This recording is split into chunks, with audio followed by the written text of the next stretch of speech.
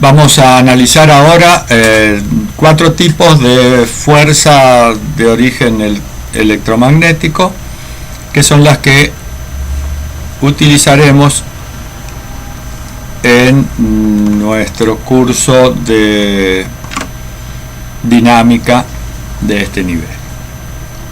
Comenzamos por la fuerza normal.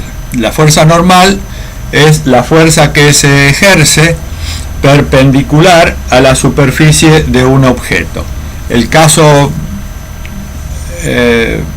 clásico es cuando un objeto está apoyado sobre otro.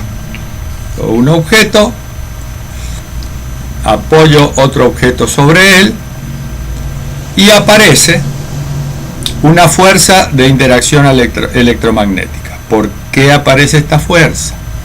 Aparece esta fuerza porque al ejercer una presión sobre la superficie del objeto que sirve de apoyo, se produce una modificación superficial de acuerdo al valor de la fuerza ejercida, que modifica la ubicación relativa de las moléculas del objeto que sirve de apoyo y lógicamente también del objeto que es apoyado. Esa modificación en la estructura, en la ubicación relativa de una molécula con otra, hace que aparezcan las fuerzas electromagnéticas, las fuerzas de reacción electromagnética. Se produce una tensión superficial electromagnética en esas moléculas y desarrollan la fuerza reactiva, porque si no, el objeto que es apoyado, si no aparece esta fuerza reactiva, se hundiría.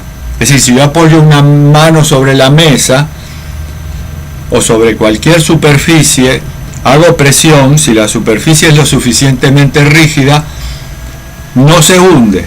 Pero no se hunde porque aparece la fuerza reactiva, que es desarrollada por la modificación electromagnética de las moléculas. Esa es la primera fuerza de este tipo, la fuerza normal. Decimos perpendicular a la superficie. Si mi superficie es inclinada y yo apoyo un objeto, la fuerza normal tiene la inclinación de la superficie de apoyo. Es perpendicular a la superficie de apoyo. Si la superficie de apoyo es horizontal, lógicamente la fuerza es vertical. Pero si la superficie es inclinada, la fuerza tiene la dirección perpendicular a la superficie de apoyo. Eso lo vamos a tener muy en cuenta cuando realicemos prácticas de este tipo. La fuerza normal. La segunda fuerza de origen electromagnético es la fuerza elástica. Es decir, el orden, no tienen un orden establecido, primera, segunda, tercera. La segunda fuerza de origen electromagnético es la fuerza elástica. El caso más común es el caso de un resorte. Yo tengo un resorte, no se ve muy bien por el fondo, tengo un resorte, cuando ejerzo una fuerza sobre él, el resorte se deforma, también lo puedo comprimir. Este resorte es un poco difícil de comprimir, pero lo puedo comprimir. Cuando cesa la fuerza exterior, el resorte vuelve a su forma original. También tenemos resortes en los elásticos, en las bandas de goma. También son materiales elásticos los flejes de acero. A ver cómo lo veo aquí. Es decir, los materiales elásticos desarrollan una fuerza interna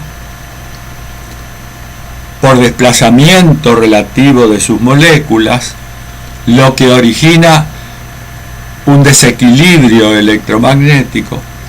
Esa fuerza hace que cuando la fuerza exterior cesa, el objeto vuelve a su forma original. O sea, la fuerza elástica se desarrolla dentro del objeto elástico, cuando es solicitado por una fuerza externa. Los objetos elásticos tienen esa propiedad, dentro de ciertos límites, de retomar su forma original cuando la fuerza externa desaparece. Si yo estiro un resorte demasiado, hay un punto en que ya no vuelve a su posición original. O se rompe o queda estirado. Los materiales elásticos tienen entonces esa propiedad dentro de ciertos límites. El estiramiento se demuestra, de acuerdo a investigaciones realizadas por Hooke, por eso llevan el nombre de ley de Hooke, que el desplazamiento, el estiramiento, es proporcional a la fuerza ejercida y a una constante que es propia de cada material o de cada elemento, que es la constante de elasticidad o constante de recuperación. Eso me dice que el estiramiento, que lo pueden encontrar con X o E por elongación, es igual a esa constante K por la fuerza externa. Esa fórmula va a estar al final en un cuadro que les voy a hacer con un resumen de estas fuerzas. Entonces la ley de Hooke se expresa de esa manera: el estiramiento, deformación o elongación es igual a la constante de elasticidad o recuperación por la fuerza externa. Eso produce también, por ejemplo, el efecto de rebote. Cuando un objeto, una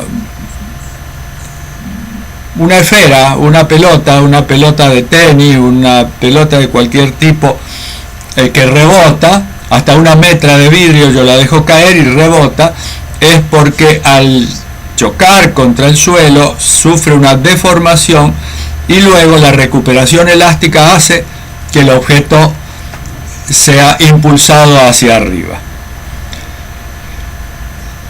Esos también son objetos elásticos. Si yo dejo caer una esfera, un cuerpo plástico como una bola de plastilina, no rebota, queda pegada en el piso porque no tiene capacidad de recuperar su forma original. Entonces los materiales elásticos recuperan su forma gracias a esta fuerza elástica. Otro grupo de fuerzas de origen electromagnético son las fuerzas de tensión. Las fuerzas de tensión son las que, cuando las aplico a un cuerpo largo, un objeto largo. ¿Qué es un objeto largo? Un objeto largo es un objeto que tiene una dimensión mucho mayor que las otras dos, o sea, la longitud mucho mayor, por ejemplo, que el ancho y el espesor de este alambre. Cuando yo ejerzo fuerzas en sus extremos, puedo ejercerlo de un solo extremo y tenerlo fijo en el del otro. Cuando yo ejerzo una fuerza en un objeto largo no elástico, ese objeto desarrolla, por el mismo principio de desplazamiento relativo de sus moléculas o de las cargas de sus moléculas, una resistencia a ser deformado. Una cabulla, un mecate, una cadena, yo le ejerzo una fuerza en sus extremos y si el material no es elástico, no se es decir, siempre hay una deformación. Estemos claros en eso. Lo que pasa que cuando el objeto es rígido, ya se los dije, esa deformación es tan mínima que la puedo despreciar. Entonces yo ejerzo esa fuerza y el material desarrolla internamente una fuerza resistente que no permite que el objeto se deforme. Esa es la fuerza de tensión. Aquí les voy a hacer una aclaración. Desde el punto de vista de la mecánica estructural, se la hago porque, como hay alumnos que a veces investigan o se ponen a buscar en internet temas que me parece maravilloso, lo deberían hacer todos, pueden encontrar que la fuerza que llamamos normal y la fuerza de tracción que acabamos de ver aparecen en algunos trabajos de mecánica estructural, ambas como fuerzas de tensión. A la fuerza normal se le llama fuerza de compresión y a la fuerza de tensión, de tracción, se le llama de tensión, que acabamos de ver, se le llama tracción. O sea, compresión y tracción son las dos fuerzas de tensión interna. Eso para la mecánica estructural, nosotros vemos esta fuerza como fuerza normal y como fuerza de tensión. Por último, la cuarta de estas fuerzas es la que denominamos, y esa es la que todos se acuerdan del año pasado, la fuerza de fricción. Cuando yo aplico una fuerza sobre un objeto que está en contacto con otro para desplazarlo, aparece una fuerza entre ambas superficies que, si la fuerza exterior no es lo suficientemente grande, es equilibrada por esa fuerza de fricción. Fricción, roce o rozamiento significan lo mismo. Fuerza de fricción, fuerza de roce, fuerza de rozamiento. De cualquiera de las cuatro maneras la pueden encontrar, significa lo mismo. ¿Qué pasa? En ambas superficies, por más pulida que se vean, si yo las miro con un microscopio, aparecen una cantidad de deformaciones o de irregularidades microscópicas, de acuerdo a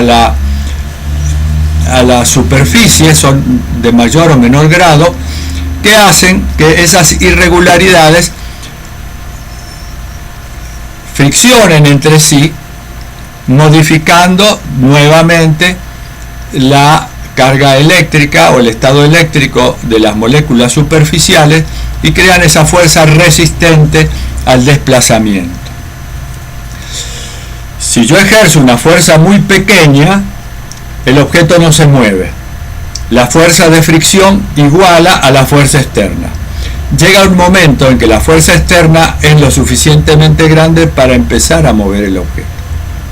En ese momento, la fuerza de fricción estática, que se llama, ya no puede desarrollarse para equilibrar la fuerza externa y el objeto comienza a moverse. Ese instante la fuerza se llama fuerza estática máxima. Fuerza de fricción estática máxima.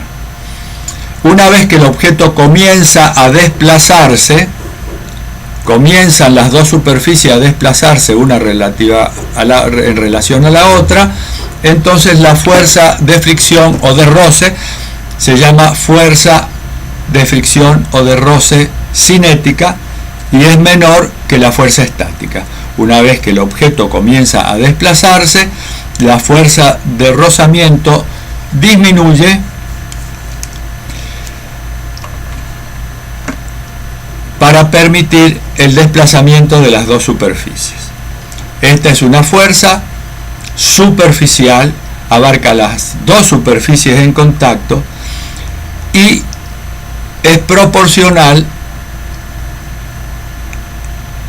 a las características de la superficie. No es lo mismo una superficie pulida, como este trozo de mármol, que un trozo de madera, que es más rugoso, más áspero, y otras superficies como el papel de lija, que produce una fuerza de fricción mucho mayor.